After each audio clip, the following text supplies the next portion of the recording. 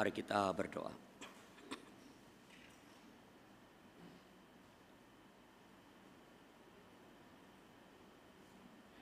Ya Allah, meskipun hati kami sangat rindu mendengarkan firman-Mu, tapi kami sadar akan keterbatasan kami. Kami tak pernah mampu memahami dengan baik, mendengarkan dengan benar, mengerti dengan sungguh-sungguh firman Tuhan, kecuali Engkau sendiri ya Allah yang menolong kami. Menolong kami untuk memberikan kepada kami telinga yang mau mendengarkan, akal budi yang sanggup mencerna memahami firman-Mu, hati yang berkenan menyimpan sabda-Mu dan kehidupan sehari-hari, yang sanggup dan berani melakukan perintah-perintah-Mu. Pakailah ya Allah para hamba-hamba yang akan membaca Alkitab, yang melantunkan mazmur, yang memberitakan firman-Mu menjadi alat dalam tangan-Mu yang penuh kuasa itu, supaya dengan kuasa-Mu mereka sendiri beri sarana bagi-Mu untuk menyapa setiap umat Tuhan yang sangat merindukan firman-Mu itu. Bersabdalah ya Tuhan, kami sedia mendengarkan.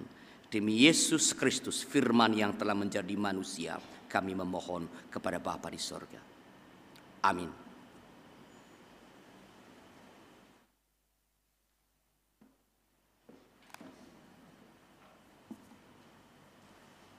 Bacaan pertama, Kisah Para Rasul 2 ayat 14, dilanjutkan ayat 36 sampai 41. Maka bangkitlah Petrus berdiri dengan ke-11 rasul itu, dan dengan suara nyaring ia berkata kepada mereka, "Hai kamu orang Yahudi dan kamu semua yang ditinggal di Yerusalem, ketahuilah dan camkanlah perkataanku ini.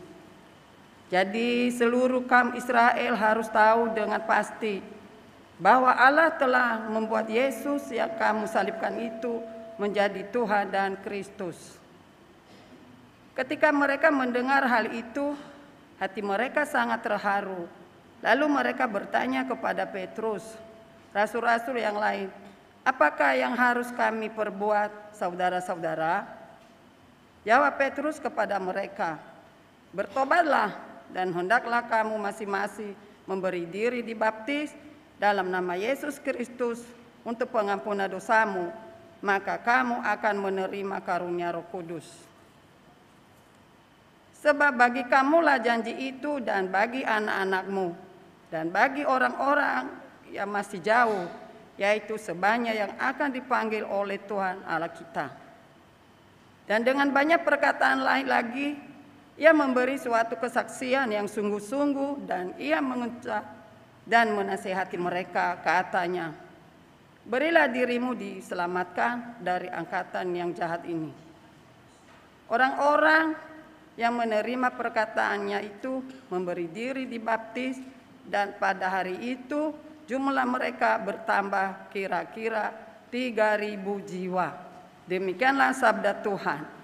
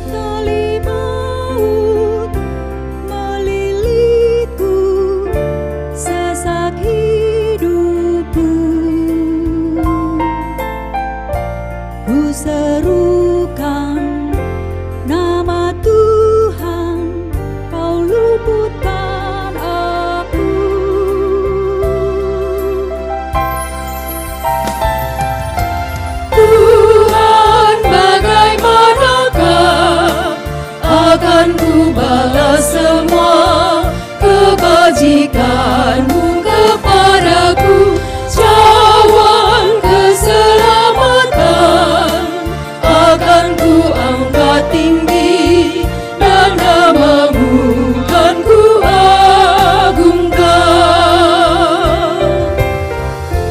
Di hadapan umat Tuhan yang menyembah-Nya,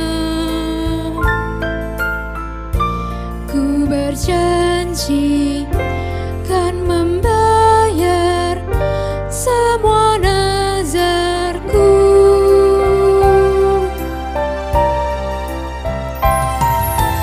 Tuhan, bagaimanakah akan ku balas semua kebajikan-Mu kepadaku, cawan keselamatan akan ku angkat tinggi, dan nama-Mu kan ku agungkan. Sesungguhnya berhargalah di mata Tuhan kematian semua orang yang dikasihi-Nya.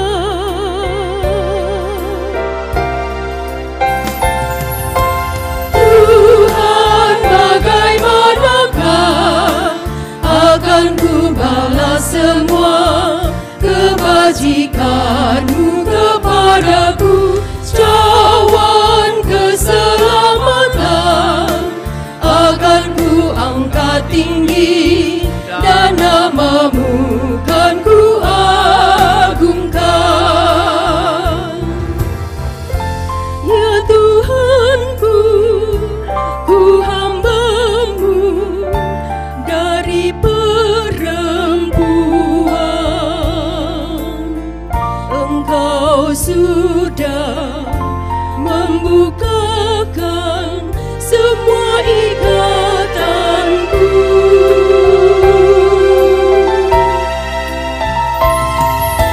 Tuhan, bagaimanakah akan ku balas semua kebajikan-Mu kepadaku, cawan keselamatan akan ku angkat tinggi, dan nama-Mu kan ku agungkan. Aku akan persembahkan korban syukurku, dan ku akan menyerukan nama-Mu ya Tuhan.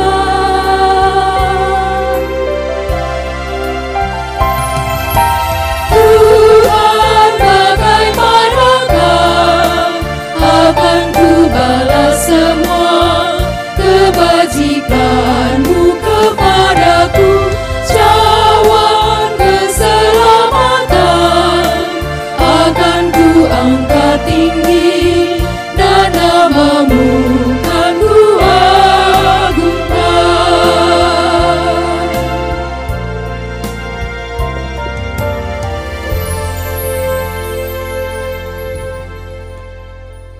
Bacaan kedua diambil dari 1 Petrus 1 ayat 17 sampai 23.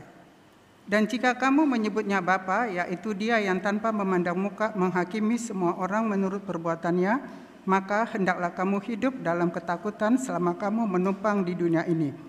Sebab kamu tahu bahwa kamu telah ditebus dari cara hidupmu yang sia-sia, yang kamu warisi dari nenek moyangmu itu, bukan dengan barang yang fana, bukan pula dengan perak atau emas, melainkan dengan darah yang mahal, yaitu darah Kristus, yang sama seperti darah anak domba, yang tak bernoda dan tak bercacat. Ia telah dipilih sebelum dunia dijadikan, tetapi karena kamu, Ia baru menyatakan dirinya pada zaman akhir. Oleh Dialah kamu percaya kepada Allah, yang telah membangkitkan Dia dari antara orang mati, dan yang telah memuliakannya, sehingga imanmu dan pengharapanmu tertuju kepada Allah. Karena kamu telah menyucikan dirimu oleh ketaatan kepada kebenaran, sehingga kamu dapat mengamalkan kasih persaudaraan yang tulus ikhlas. Hendaklah kamu bersungguh-sungguh saling mengasihi dengan segenap hatimu. Karena kamu telah dilahirkan kembali bukan dari benih yang fana, tetapi dari benih yang tidak fana oleh firman Allah yang hidup dan yang kekal. Demikianlah sabda Tuhan. Syukur kepada Allah.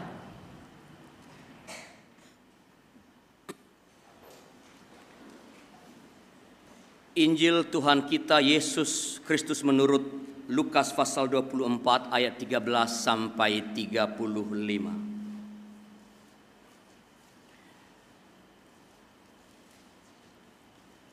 Pada hari itu juga dua orang dari murid-murid Yesus pergi ke sebuah kampung bernama Emmaus yang terletak kira-kira 7 mil jauhnya dari Yerusalem, dan mereka bercakap-cakap tentang segala sesuatu yang telah terjadi. Ketika mereka sedang bercakap-cakap dan bertukar pikiran, datanglah Yesus sendiri mendekati mereka lalu berjalan bersama-sama dengan mereka. Tetapi ada sesuatu yang menghalangi mata mereka sehingga mereka tidak dapat mengenal Dia. Yesus berkata kepada mereka, "Apakah yang kamu percakapkan sementara kamu berjalan?" Maka berhentilah mereka dengan muka muram. Seorang dari mereka namanya Kleopas menjawabnya, "Adakah engkau satu-satunya orang asing di Yerusalem yang tidak tahu apa yang terjadi di situ pada hari-hari belakangan ini?" Katanya kepada mereka, "Apakah itu?" Jawab mereka, "Apa yang terjadi dengan Yesus orang Nazaret? Dia adalah seorang nabi yang berkuasa dalam pekerjaan dan perkataan di hadapan Allah dan di depan seluruh bangsa kami. Tetapi imam-imam kepala dan pemimpin-pemimpin kami telah menyerahkan dia untuk dihukum mati dan mereka telah menyalibkannya. Padahal kami dahulu mengharapkan bahwa dialah yang datang untuk membebaskan bangsa Israel. Tetapi sementara itu telah terjadi lewat 3 hari sejak semuanya itu terjadi. Tetapi beberapa perempuan dari kalangan kami telah mengejutkan kami.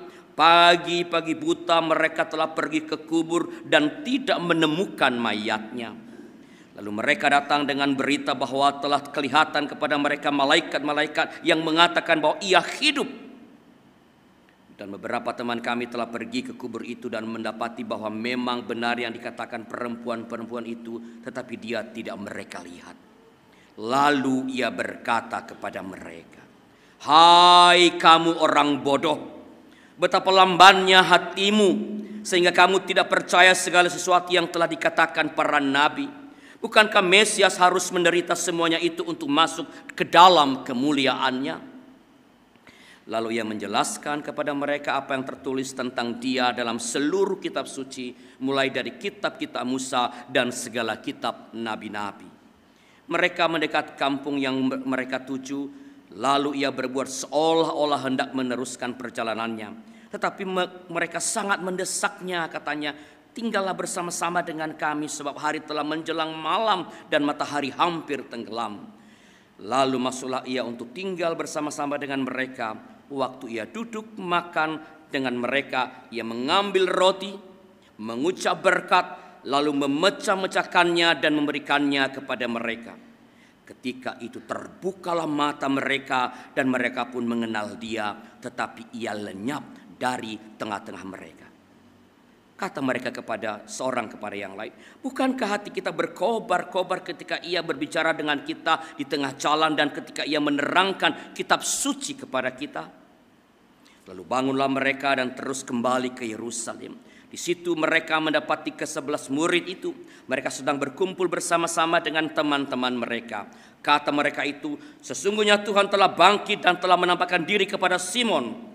Lalu kedua orang itu pun menceritakan apa yang terjadi di tengah jalan dan bagaimana mereka mengenal dia pada waktu ia memecah-mecahkan roti. Demikianlah Injil Tuhan kita Yesus Kristus. Berbahagialah mereka yang mendengar firman Allah dan yang memeliharanya. Haleluya.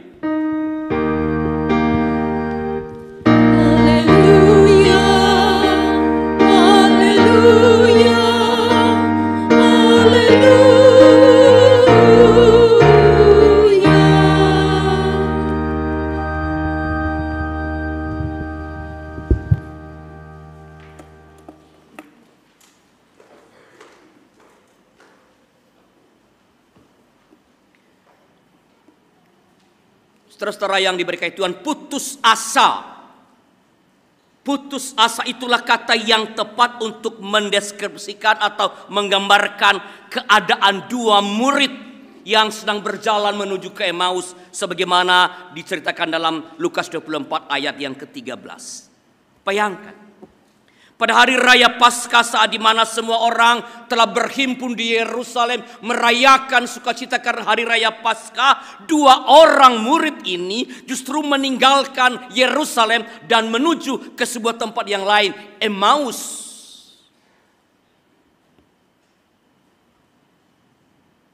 Mengapa? Mereka kecewa.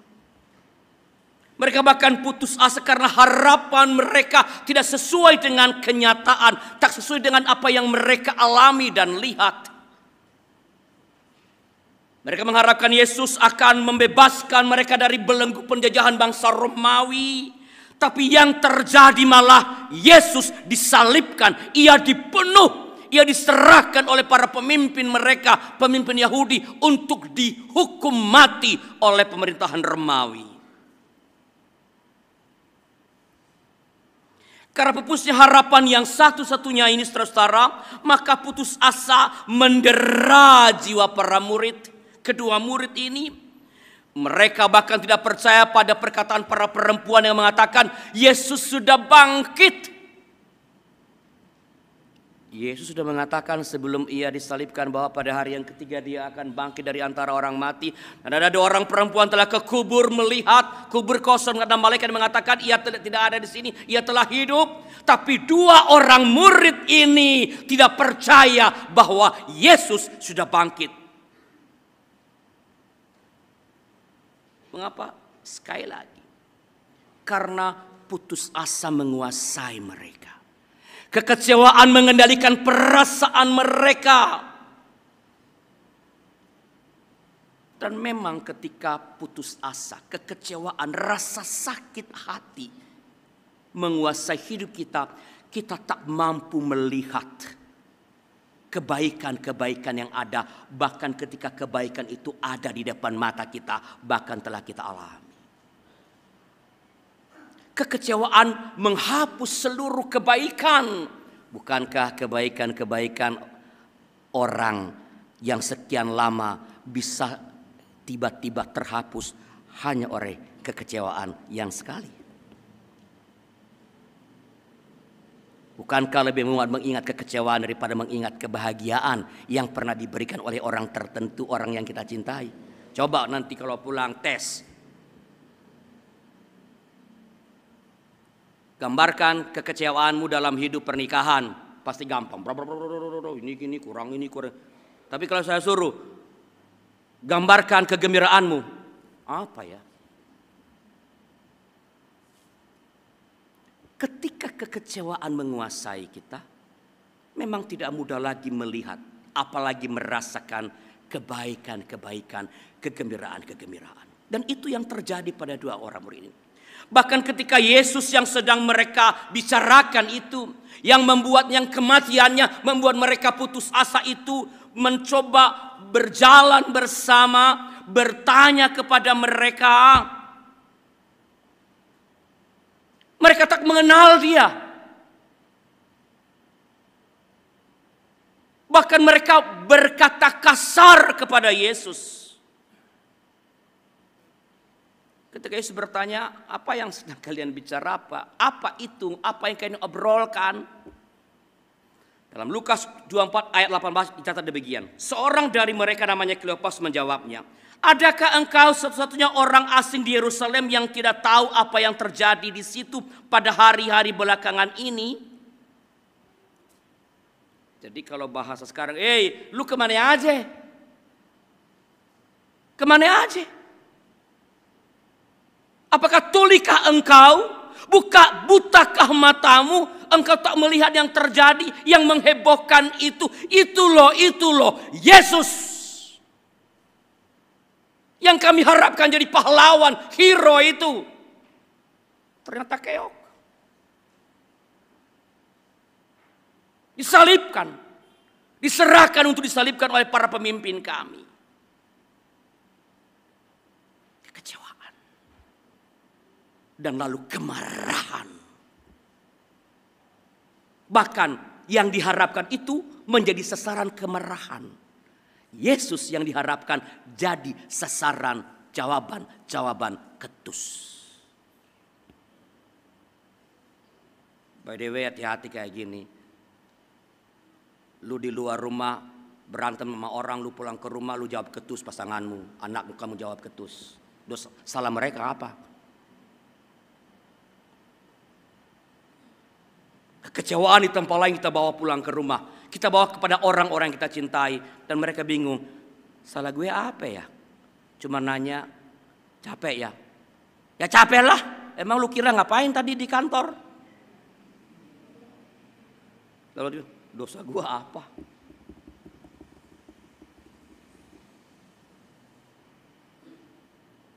Itu yang terjadi. Kekecewaan yang tak coba ditangani itu akan membuatkan kemarahan. Bahkan kepada dia yang diharapkan, kepada dia yang dikasih, dia tidak salah, dia jadi sasaran kemarahan. Waspada. Namun dalam ayat 33 sampai 35 terjadi perubahan yang sangat drastis. Perubahan yang luar biasa. Saya kutipkan untuk kita. Lukas 24 ayat 33 sampai 35. Demikian firman Tuhan. Lalu bangunlah mereka kedua murid itu dan terus kembali ke Yerusalem. Di situ mereka mendapati ke-11 murid itu, mereka sedang berkumpul bersama dengan teman-teman mereka. Kata mereka itu, sesungguhnya Tuhan telah bangkit dan telah menampakkan diri kepada Simon. Lalu kedua orang itu pun yang tadi kecewa, putus asa, pergi keluar marah-marah. Lalu kedua orang itu pun menceritakan apa yang terjadi di tengah jalan dan bagaimana mereka mengenal dia pada waktu ia memecah-mecahkan roti. Lihat saudara-saudara. Lihatlah perubahan yang luar biasa dari meninggalkan Yerusalem, tempat yang lagi ramai-ramainya, menyingkir ke Emmaus, kurang lebih 11 km dari Yerusalem, jalan kaki. Mereka berani menerobos kegelapan malam, kembali ke Yerusalem. Ini sebuah resiko yang besar. Itu sebabnya ketika Yesus pura-pura mau pergi, jangan pergi, tinggal udah malam nih. Artinya bahaya. Di luar bahaya, kalau udah malam itu bahaya luar biasa. Kuasa-kuasa lain bergentayangan. Ada hal-hal yang mengancam ada di luar sana. Nggak seperti di kota Tangerang atau kota Jakarta. Mau jam 12 malam lapar, kita nggak pergi keluar cari. Ya. Banyak warung yang buka. Kita bisa naik motor, naik mobil aman. Pada waktu itu tidak, itu adalah sebuah resiko yang besar. Dan mereka yang tadi kecewa, putus asa, marah-marah, berani menerobos bahaya itu. Bukan hanya menerobos bahaya, mereka menceritakan, menyaksikan, memberitakan apa yang mereka alami, apa yang mereka rasakan, apa yang mereka lihat. Pertanyaannya adalah,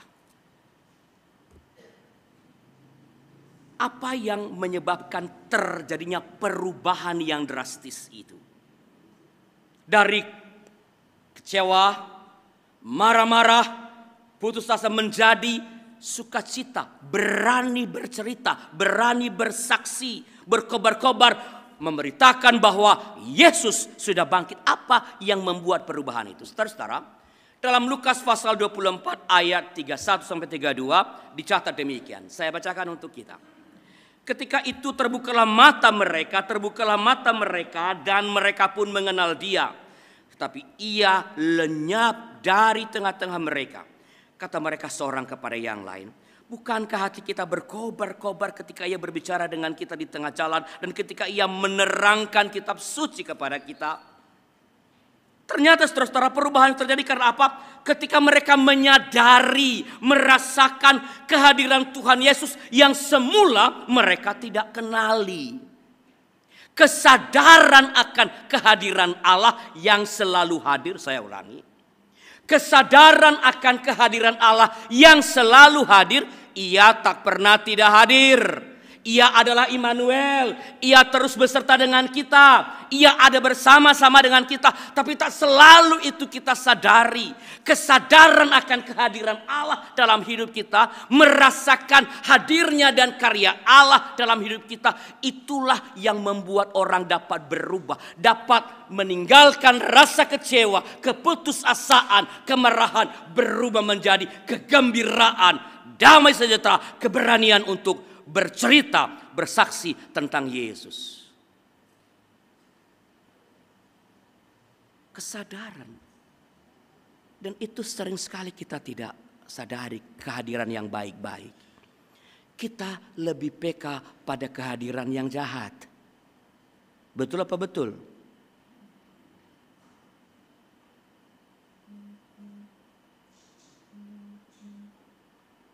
Seorang murid bertanya kepada guru bijaksana demikian.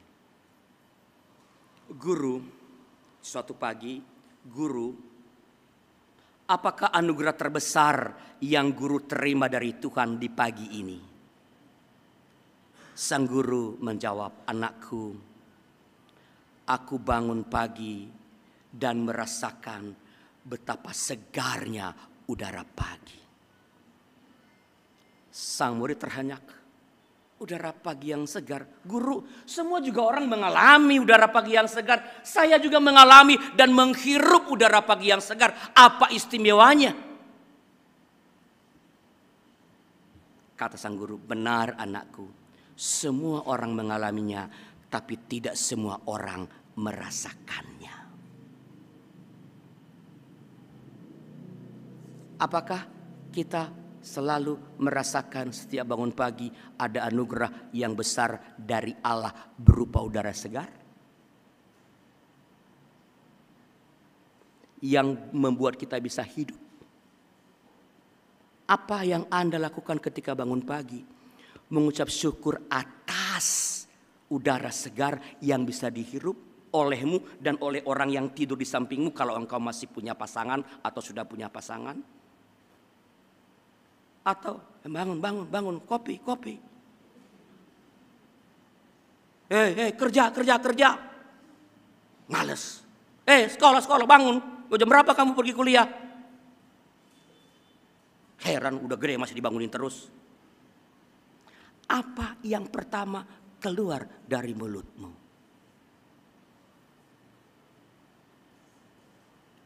Ketika kita tidak merasakan kehadiran Allah dalam anugerahnya berupa udara pagi, di kala bangun, maka hari-hari kita akan hari-hari yang menjengkelkan.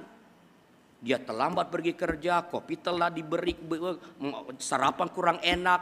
Tapi kalau rasa syukur yang naik karena kesadaran, maka hari kita akan berubah. Yang terjadi sama.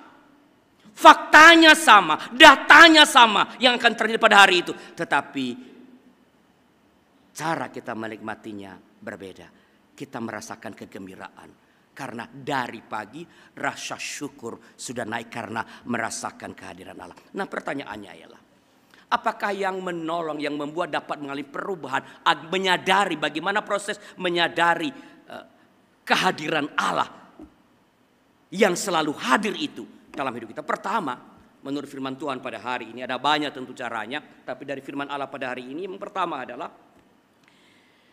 kesediaan menceritakan kegundahan yang dialami. Kesediaan menceritakan kegundahan yang dialami. Dalam Lukas 24 ayat 19-21a dicatat demikian oleh Lukas. Katanya kepada mereka, apakah itu? Jawab mereka, apa yang terjadi dengan Yesus orang Nazaret? Dia adalah seorang nabi yang berkuasa dalam pekerjaan dan perkataan di hadapan Allah dan di hadapan seluruh bangsa kami. Tetapi imam-imam kepala dan pemimpin-pemimpin kami telah menyerahkan dia untuk dihukum mati dan mereka telah menyalibkannya. Padahal kami dahulu mengharapkan bahwa dialah yang akan datang untuk membebaskan bangsa Israel. Tuhan Yesus yang telah bangkit tentu mengetahui perasaan mereka. Kegundahan, kekecewaan, keputusasaan, bahkan kemarahan mereka. Yesus Tuhan tahu itu.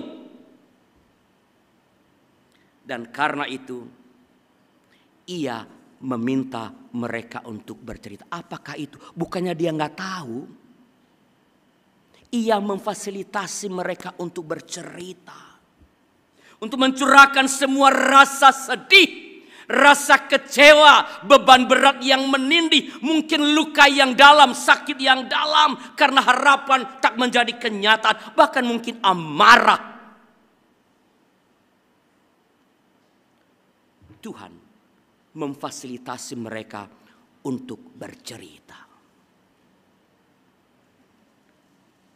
Saudara-saudara, menceritakan perasaan sedih, perasaan kecewa, rasa marah, dan yang sejenisnya kepada orang yang tepat, jangan sembarang ya. Kepada orang yang tepat sangatlah penting. Sangatlah penting. Dengan bercerita, maka sadar atau tidak sadar kita sungguh sedang mengurai keruwetan-keruwetan yang ada dalam pikiran kita, yang ada dalam hati, yang sedang mengendalikan perasaan kita, mengurai keruwetan-keruwetan. Kalau ia terus ada dalam pikiran, itu tidak jelas arahnya kemana. Maka keluarnya nangis, marah, kecewa, ngurung diri di kamar. Karena nggak jelas. Bercerita menolong kita untuk mengurai keruwetan-keruwetan itu. Dengan bercerita kita akan tertolong untuk melihat persoalan dengan lebih jernih.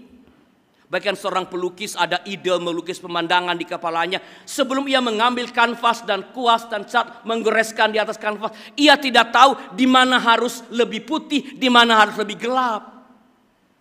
Kita mulai oh kurang hitam di sini, oh kurang putih. Sama seperti kalau misalnya saya membuat sebuah lagu, ada di kepala melodinya, belum saya catat, belum saya buat notasinya, baru nano nani no nano nani na. Nggak jelas ini lagunya bener apa enggak. Jumlah barnya betul apa tidak. Sesuai enggak dengan apakah melodi cocok dengan syairnya, atau melodinya melo, syairnya gegap gempita. Setelah ditulis, oh nggak bener. Oh nggak benar di sini, diubah, membuat lebih jelas. Kita melihat persoalan dengan lebih objektif. Itu yang terjadi ketika kita bercerita. Ketika bercerita, kita sedang menolong diri kita sendiri untuk menjadi lega. Dulu, ini cerita dulu, ketika saya masih pendeta jemaat. Saya terakhir jadi pendeta jemaat itu tahun 1990. Berapa ya? 2000. Maybe udah 15 tahun yang lalu, 2017 Pak. Kok 17? 2006. Ya.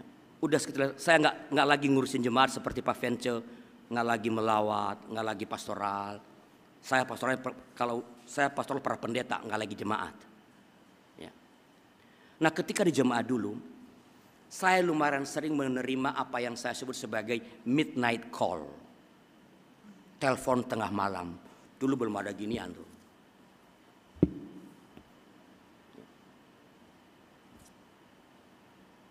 Kalau menjelang jam 12 malam atau jam 1 pagi ada ring. Nah, artinya siap-siap ini bakal lama.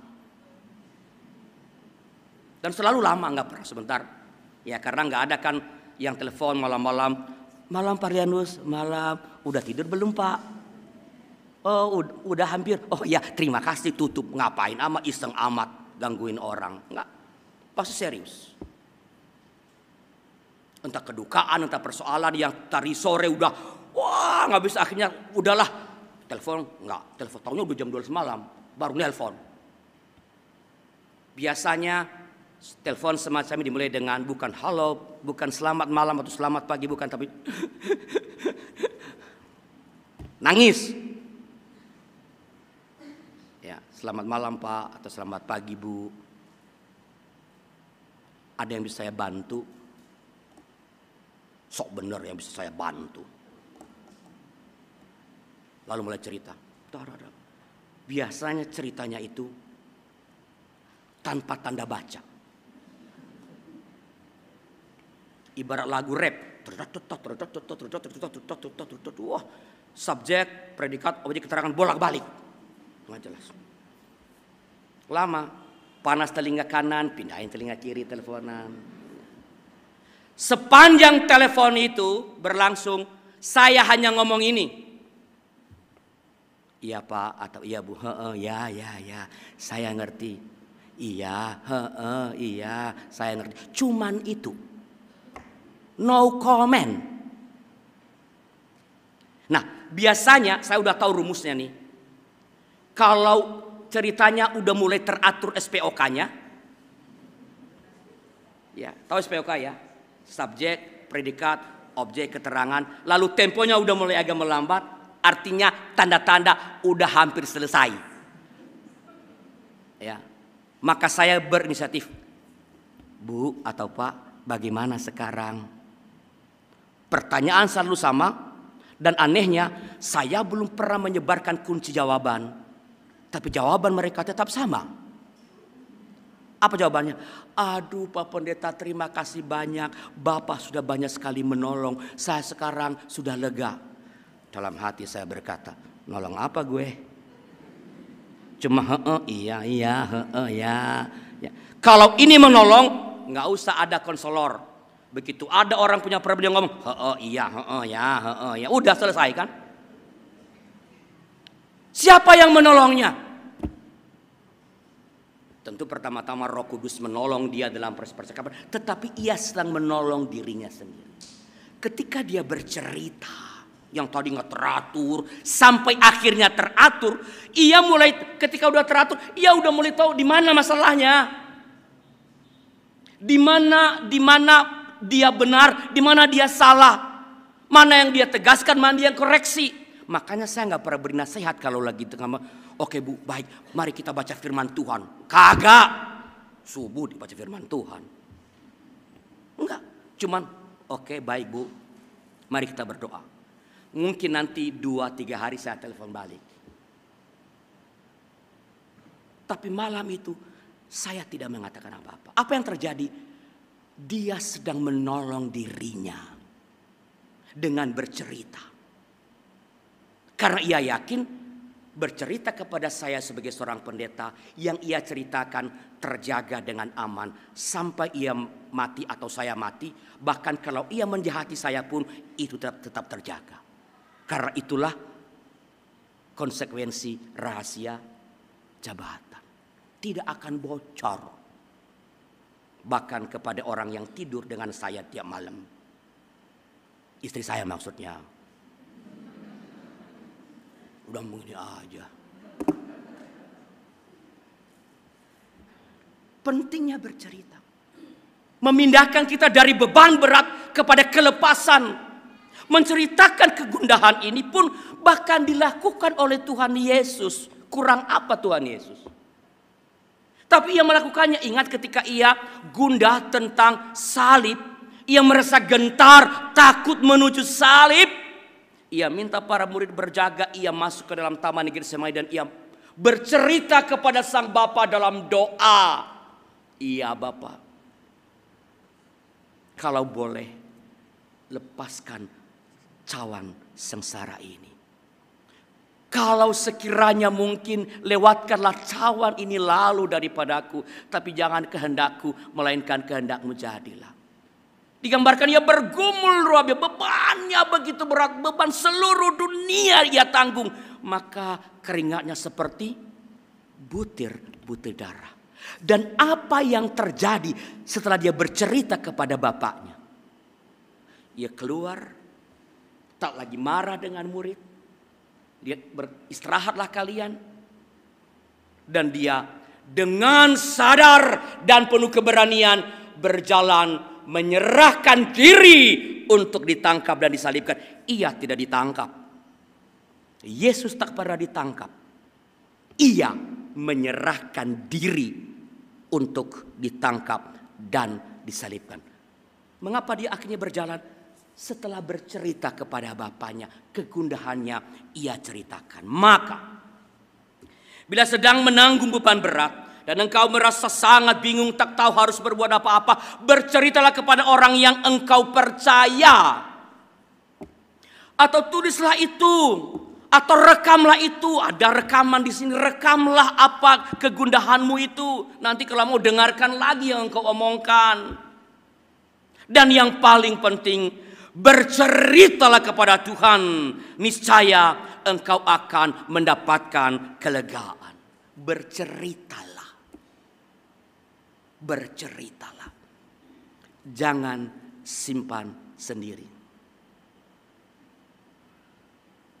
Ya, bahkan lagu sekuler juga mengajar, jangan simpan tangismu. Ada yang tahu lagu itu? Jangan simpan tangismu, biarkanlah berlalu. Ada yang tahu? Berarti semua di sini orang-orang muda semua. Kalau tahu berarti orang udah tua kayak saya, mau emeritus. Yang kedua, mau mendengarkan cerita orang lain atau mau mendengarkan cerita Tuhan Yesus. Dalam Lukas 24 ayat 25 sampai 27 dicatat demikian, saya bacakan. Lalu ia berkata kepada mereka, hai kamu orang bodoh, betapa lambannya hatimu sehingga kamu tidak percaya ke segala sesuatu yang telah dikatakan para nabi.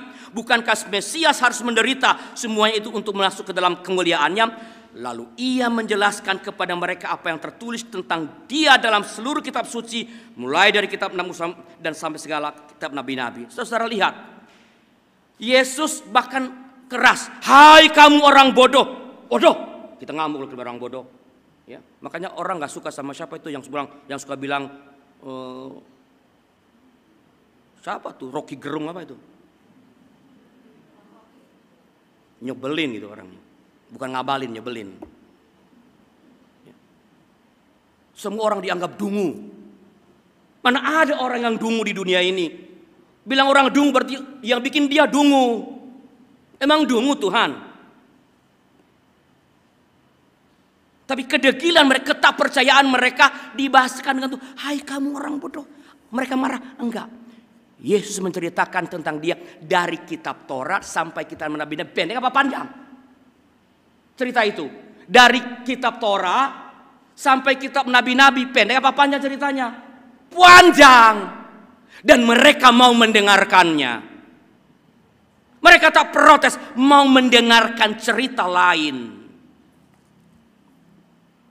Ketika sudah mencurahkan isi hati kita, kegalauan, kegundahan kita kepada seseorang yang kita percaya, maka pada gilirannya pun kita perlu bersedia untuk mendengarkan ceritanya, mendengarkan yang ia mau katakan, mendengarkan penjelasannya, mendengarkan nasihatnya. Kalau kita berantem di rumah, udah kita nyerocok bla bla bla bla, besok lu diam, dengerin juga dia. Jangan dia ngomong potong lagi, dia ngomong potong lagi. Yang boleh motong tuh cuma para politisi di DPR. Mengapa dipotong? Supaya dia lupa yang diomongin apa. No, potong interupsi supaya dia lupa ngomongnya apa. Itu teknik komunikasi negatif namanya. Membuat lawan lupa yang dia omong. Dengarkan ceritanya. Tadi engkau udah bercerita, dia dengar diam. Ya. Sekarang juga bilang, iya, aku ngerti. Walaupun belum mengerti benar. Dengarkan yang ia ceritakan, dengarkan bahkan nasihatnya. Mendengarkan cerita orang lain berarti membuka diri bagi sudut pandang yang berbeda. Karena sebuah data bisa dilihat dari berbagai macam sisi. Itulah gunanya cerita. Kalau di depan ada kecelakaan, ya misalnya biasa ditabrak sama mobil. Ada 3 orang saksi yang lihat, lapor ke sini apa yang terjadi. Satu orang bilang, yang salah itu supir mobil. Ini dia kemungkinan dia pengacara. Kan salah benar. Aduh kasihan Pak, itunya apa namanya tukang becaknya. Ini mungkin aktivis sosial, manusia yang dia pentingkan. Aduh Pak, mobilnya mobil mewah, ringsek. Ini pasti pengusaha. Cien. Cerita yang sama, data yang sama, diceritakan dengan cara yang berbeda. Dengarkan ceritanya karena mungkin yang ia ceritakan adalah sebuah perspektif lain yang tidak engkau sadari. Pada suatu ketika ada yang pastoral konseling dengan saya, masalah berat karena hampir mau berpisah dengan pasangannya. Dia cerita panjang lebar sambil nangis. Saya dengarkan. Ketika pada pertemuan sebelumnya, sesudahnya, saya mulai ini loh yang tadi yang ceritakan kemarin itu ini begini, ya. Lalu saya mulai mengatakan mungkin perlu melakukan ini, mungkin boleh melakukan ini. Apa yang dikatakan? Enggak bisa begitu Pak Pendeta. Saya lebih mengenal istri saya kenal dia, karakter dan sifatnya saya tahu. Saya udah puluhan tahun menikah dengan dia. Jadi yang penting Pak Pendeta lakukan ini, katakan kepadanya begini, ini. Dia nasihatin saya supaya saya ngomong kepada istrinya, pasangannya begitu. Saya sih diam aja, mendengarkan, menyimak dengan baik. Sudah Pak, sudah Bu, sudah baik. Memang betul, saya katakan memang betul. Yang paling mengenal pasangan Bapak adalah Anda sendiri. Kalau saya lebih mengenal dia, ada bahayanya itu. Problem. Ya. Dan karena Bapak mengatakan bahwa Bapak lebih tahu karakternya, lebih tahu sifatnya, memang betul. Dan tahu apa yang paling tepat untuk dikatakan, maka lakukanlah sendiri. Jangan nyuruh-nyuruh saya. Kalau saya ngomong padanya, saya akan menceritakan sebuah cerita dari perspektif yang lain. Bukan yang Bapak atur. Orang ini, bukan orang ini. Jangan kecewa Pak, bukan orang ini. Ya. Lagian ini udah terjadi, udah lama ya. Dan Bapak kan belum pernah pastoral kepada saya. Jangan sampai Pak. Ya. Ya. Hanya mau bercerita versinya dan tidak mau mendengarkan cerita dari sudut pandang yang berbeda. Hasilnya tambah ruwet. Karena ia memaksakan versinya. Tidak ada hanya satu versi dari sebuah peristiwa. Selalu ada versi yang lain. Saudara-saudara, bercerita dan mendengarkan cerita adalah sangat penting. Dan merupakan dua hal yang harus atau perlu kita selalu hadirkan secara bersanding. Kalau ada Anda bercerita, dengarkanlah cerita. Dan kalau cerita itu mengubah hidup Anda dari marah-marah, kecewa, putus asa, sedih, menjadi bergembira, berani bersaksi, mengalami jaminan, maka ceritakanlah cerita itu kepada orang lain. Kepada pihak lain supaya mereka juga merasakan kegembiraan yang engkau alami. Ini yang dikatakan oleh bacaan kita, cerita. Dua orang bercerita kepada Yesus. Yesus cerita kepada dua orang ini mengalami perubahan dan mereka bercerita kepada ke-11 murid. Melanjutkan cerita. Ya ada kusuka menuturkan cerita mulia. Tuturkan, bercerita ketika mengalami perubahan karena menyadari kehadiran Allah yang mengubah hidupmu. Ceritakanlah itu kepada orang lain. Ketika hatimu gundah, merasa tertekan dan tak tahu harus berbuat apa, berceritalah. Carilah orang yang engkau percaya, jangan sembarang orang engkau bercerita juga, karena itu berbahaya. Apalagi lawan jenis. Masa bebek sama ayam bercerita kan susah ngomongnya. Dan lebih penting, berceritalah kepada Tuhan. Ia selalu mau mendengarkan engkau tanpa menyela. Kalau saya tadi masih iya Bu, iya Pak. Kalau Tuhan nggak menyela, you boleh ngomong 24 jam dia dengerin. Kalau saya mungkin ngantuk kalau setelah 1,5 jam. Iya Bu, iya. Tuhan tak pernah ngantuk. Berceritalah kepada Tuhan. Pada saat yang sama, dengarkanlah cerita dari Dia yang kepadanya engkau bercerita, sehingga engkau mendapatkan perspektif yang lain, perspektif yang baru. Dengarkanlah apa yang Ia anjurkan. Jangan memaksakan jalan pikiranmu. Jangan memaksakan versimu sendiri. Ketika hatimu gundah, merasa tertekan dan tak tahu harus berbuat apa, dengarkan, berceritalah kepada Tuhan Sang Maha Mendengar, Sang Maha Baik, Sang Maha Bijaksana, Sang Maha Penolong itu.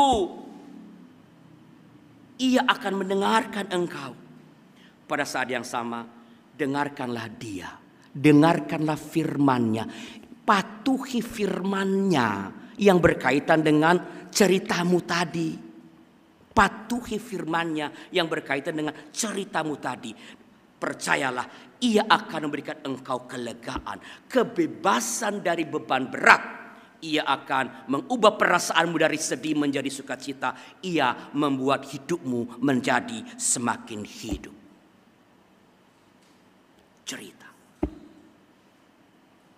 Akhirnya,